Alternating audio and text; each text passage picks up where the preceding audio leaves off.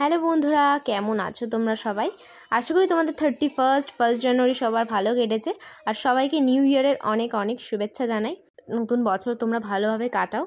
জানি ব্লগটা আপলোড করতে আমার অনেক সময় লেগেছে, যেহেতু আমার সামনে পরীক্ষা, ওই কারণেই অনেক ব্লগ পেন্ডিংয়ে রয়েছে, ব্লগ দেওয়াই হচ্ছিল না। তোমাদের আগের ব্লগেই বলেছি। আর এখানে দেখো দোতলায় মামি কিন্তু মাংস মেখে নিয়েছে, আর ওপাশে মামা মাংস হয়তো ধুয়েছে, আমি ঠিক জানি না, কারণ আমি নিজে ছিলাম। তারপরে মামা এখানে চিকেন পকোড়া ভাজার প্রস্তুতি করছে। এবার তোমাদের মেনুগুলো বলে দিই। মাটন বিরিয়ানি, চিকেন কষা, আর চিকেন পকোড়া, চাটনি, পাঁপড়, আর হ্যাঁ, কেকও কেটেছি। এই বাড়িতে আসার পর যতবারই পিকনিক করেছি মামদি প্রত্যেকবার কেক বানিয়েছে, আর কিন্তু এইবারে মামদি বানায়নি, এবার দোকান থেকে কিনেই আনা হয়েছে। আর আমি নিচেই ছিলাম, মানে আমাদের ঘরেই ছিলাম, কারণ আমার মুডটা সেরকম একটা ভালো ছিল না। বাবলিদিকে অনেক অনেক থ্যাংক ইউ সব ভিডিওগুলো করে দেওয়ার জন্য। মানে যতক্ষণ না আমি উপরে এসেছি ততক্ষণ বাবলিদি সব ভিডিও আমার জন্য ক্লিক করে রেখেছিল, কিন্তু লাস্ট পর্যন্ত আমার মা আমাকে ঠেলে ঠেলে ওপরে পাঠিয়েছে।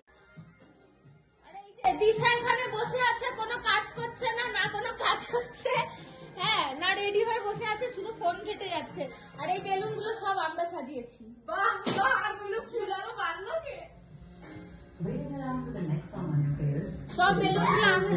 আর এই যে নেংটি ওপর নিচ করছে, নেংটি বুদ্ধি বিলাই বুদ্ধি। Or you can download your favorite tunes offline.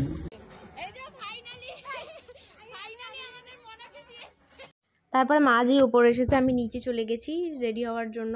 Care মধ্যে বন্ধুদের সাথে কোথায় ঘুরে এসছে, আমাকে বলেও না। আমি বলেছিলাম আমাকে ভাই নিয়ে যাস, তাও আমাকে ডাকেনি। যাই হোক, তারপরে দোতলায় রেডি হয়ে বসেছিলাম কিছুক্ষণ। কেন তুমি রেডি হয়ে আসবা না? তোমার দোষ। এরা সবাই মাছ ধরছে।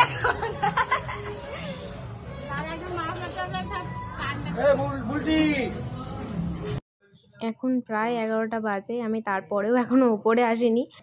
তারপরে লাস্ট মোমেন্টে গিয়ে আমি রেডি হয়ে এসেছি, মানে তখন ওই 11টা এরকম টাইমেই আমি এসেছিলাম, ঠিক আছে। আমার মা ওখানে সাইডে দাঁড়িয়েছে, আমার মা কোনোদিন নাচানাচি করে না। অমিতদা তো খালি পালিয়ে যাচ্ছে। আমা অনেকবার পকোড়া খাওয়ার জন্য আমাকে ডেকেছিল, যে দিশা কোথা, দিশা কেন উপরে আসছে না, আমি যাইনি। তারপরে তাও রেডি হইনি, ওই বসেই ছিলাম, ঠিক আছে। দোতলায় বসে যে যার মতো ফোন কাটছিলাম, আমি, কেয়া, টুলুদি। লাস্ট মোমেন্টে অনেক ঠেলাঠেলির পর আমাকে রেডি করাতে পাঠানো হয়, আর আমিও রেডি হয়ে চলে এসেছিলাম।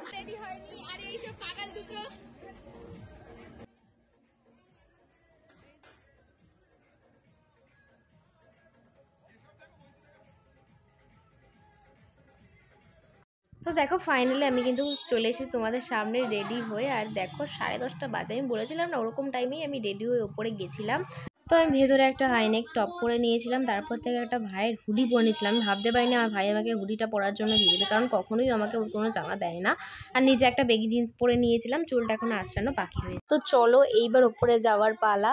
তারপরে হয়ে যায় আমার সাথে একটা ব্লান্ডার, সেটা আস্তে আস্তে তোমাদের জানাচ্ছি, চলো।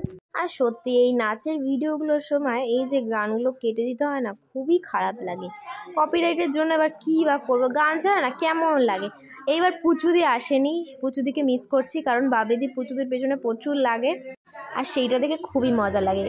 আর হ্যাঁ, প্রত্যেকবার বাবলিদি আর বাবি কাকা নাচে, এটা পুরো ফিক্স থাকে। কেয়াও অন্যবার নাচে, বাট কেয়াও এবার নিজের ঘরে রয়েছিল।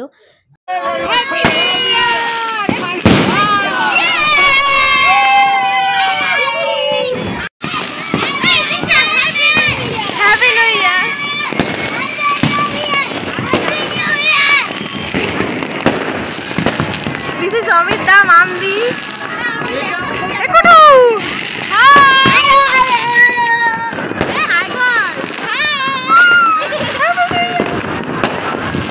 আর এখানে ফানুস ওড়ানোর ব্যবস্থা করা হচ্ছিল।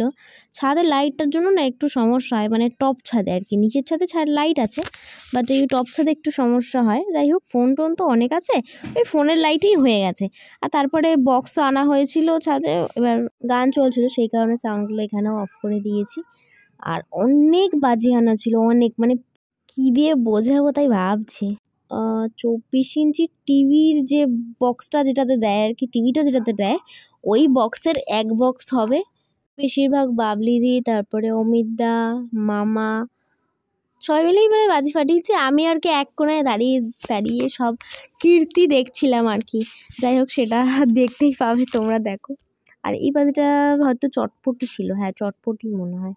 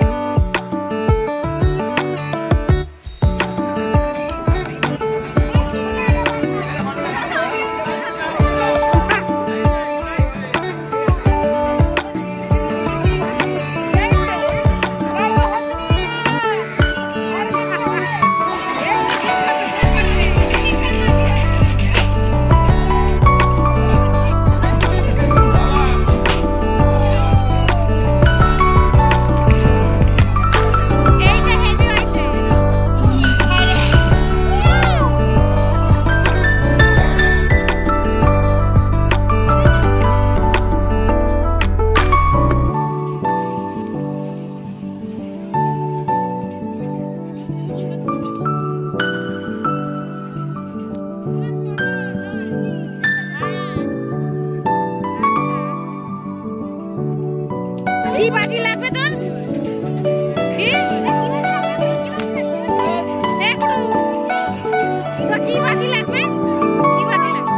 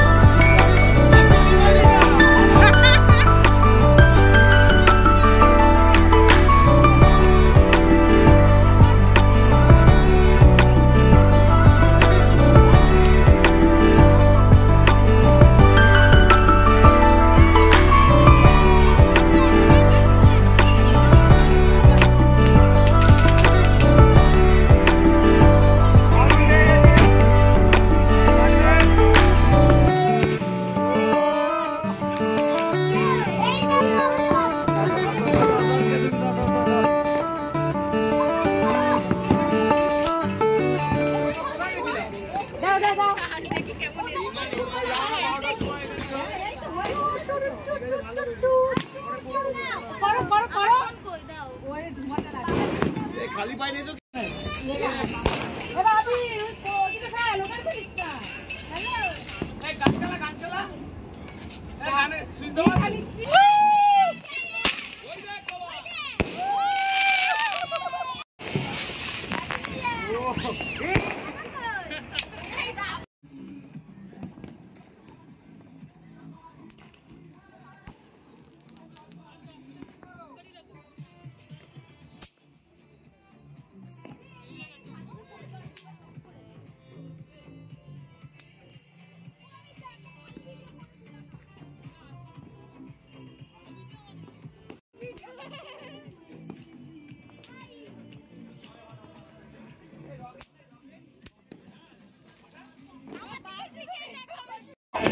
ভালো পালা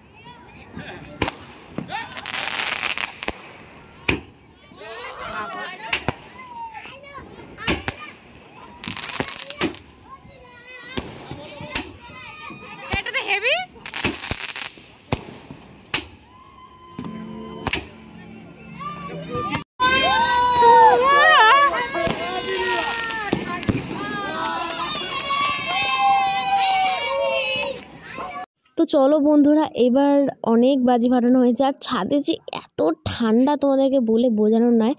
যারা ওই রাতে ছাদে বা বাইরে ছিল তারা জানে কতটা ঠান্ডা। আর ওই টাইম থেকেই আমার শুরু হয় শরীর খারাপ। এর আগের বারও তাই হয়েছিল আমার সাথে। মানে আমার ঠিক ছাদ থেকে নেমেই না আমার খাওয়ার কিছুক্ষণ আগেই আমার গা গোলানো শুরু হয়। যাই হোক, সেসব কথা বাদ দাও, এবারও তাই হয়েছে। এবার দেখো কেক কাটিং হবে এখানে। আর কেকটা কিন্তু ভীষণ সুন্দর। আর ওই যে মোমবাতিগুলো দেখছো, ওগুলো সত্যি মোমবাতি নয়, ওগুলো খাওয়া যাবে, মানে ওই নাম্বারসগুলো আর কি। জিনিসও যা দাম, এখানে আরো বড় কেকটা দাঁড়া, এটা এইভাবে দাম কম, মিয়মরে দাম কম একটু হলেও, কারণ মন জিনিসে সব ভেজ কেক তো বেশিরভাগ ভেজ কেকের, নিরামিষ কেকের দাম বেশি হয়। সুন্দর হয়েছে। ভুলভাল লোকজনকে ফোন করে দিই, এই সবাই হ্যান্ডওয়াশে হাত ধো, হ্যাপি বার্থডে দিয়ে দিলাম। এই সবাই হাত ধো, কারণ যে কেক কাটবে তাকে তো গান, আমি ভাবছি আমার কান্না পাচ্ছে বললি, এই কি কথা বলছিস, কাপ মুখে আমি তো আমার একটু আগুন ধরে দাও। দাও দাও না, ওটা আগুন ধরালে হবে নাকি? হ্যাঁ, আগুন ধরে হয়ে যাবে। কেন, ওটা কিসের? ঠিক আছে, থাক না। বাবাটা ভাঙলো, ঠিক আছে, অত কোনো কিছু হবে না, ছেড়ে দে, এক পরে খাওয়া, যাও, ছেড়ে দে, কিছু হবে না। পরের স্টেপ আগিয়ে যাও।